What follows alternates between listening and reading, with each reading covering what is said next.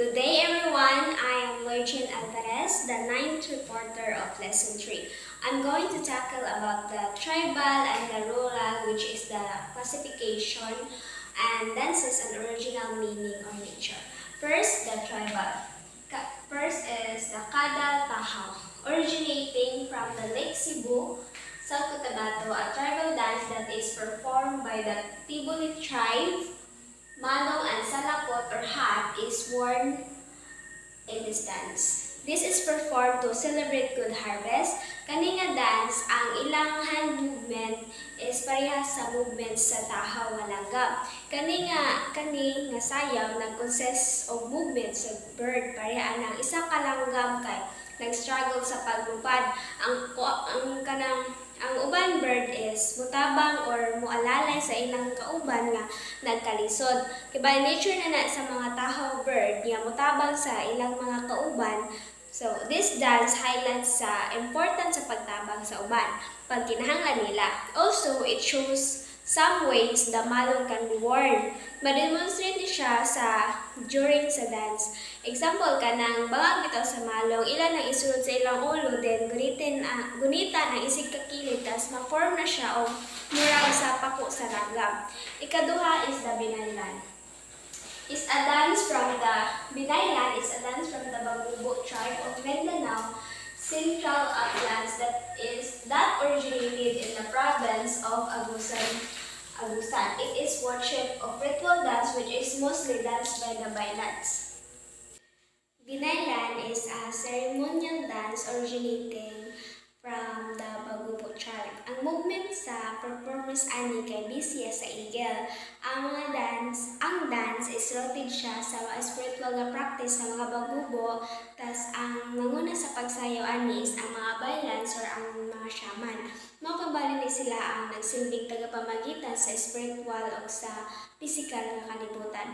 Ang pinakalayunin ani nila is ma-praise ang kataas-taasan o pakalmahon ang kanang mga spirits bitaw nga kanang nasa palibot o nagpuyo sa palibot. Then, ang mananayaw ani is nag-showcase sila sa ilang debosyon o kanang pagpangayo bitaw og biyaya para sa kalusugan, sa abundan sa material, nga kanang panginahanglan, then sa protection. Ikatulo is ang dugso. Dugso is a Malobo ritual dance that originates in Bukidnon, Agusan, and Misamis Oriental. The dugso, also called dugso, is usually performed as a thanksgiving for a favor received during important occasions such as Kaliga Fest or Kaamulan tribal gatherings. This dance nagpahayag ni siya sa klase-klaseng biyaya like good harvest, the birth of amin nga kanang tagapagmana bitaw, then the victories of war. Sa dugso, kung manayaw, di maintain sa ilang expression sa ilang nawong which is gituan nila ni nga kanang sagrado sa ilang ritual. One of the elements sa dugso is naikalayo sa tunga, then dito sila manayaw. Palibot sa kalayo dito sila manayaw. They believe nga ang aso mo na ang nagdala sa kanang ilahang alay para sa Diyos. Nasab nga sila pari or kanang bailan or shaman nga doon sa kalayo, sila kibala ang mugayad sa seremonya para masunod ang protocol sa sayaw or kanang para masunod ang sayaw ba. But kasagari, ginasayaw sa dugso, like makita nato sa YouTube nga sayaw is dili siya kakuan o kalayo pero mag-perform na sila kanang traditional or cultural, mo na nang mag-need na og kayo para sa God. Next is let's discuss about the rural. First one is the Bakya Selakot.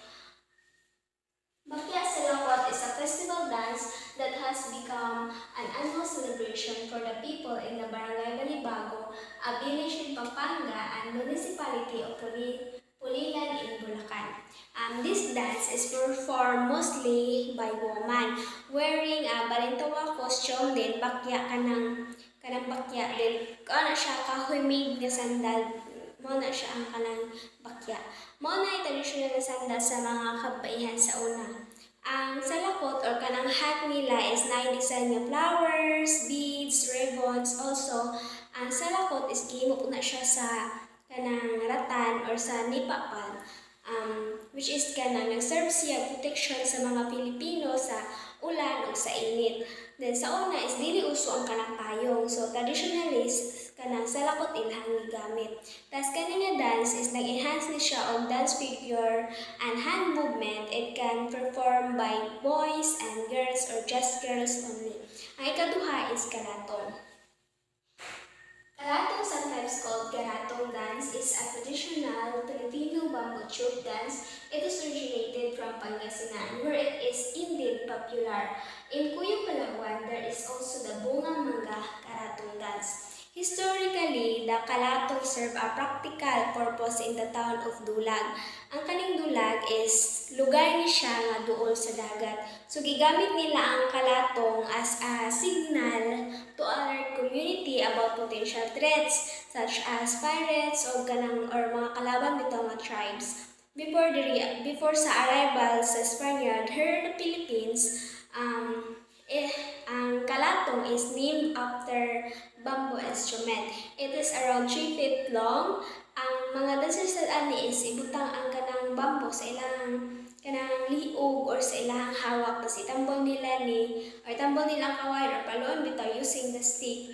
Then kanang ang tugtog ani is ituhan sa nila nga kanang it brings good luck o pantaboy sa mga bad spirits. Ikatulo is binasuan. It is the last.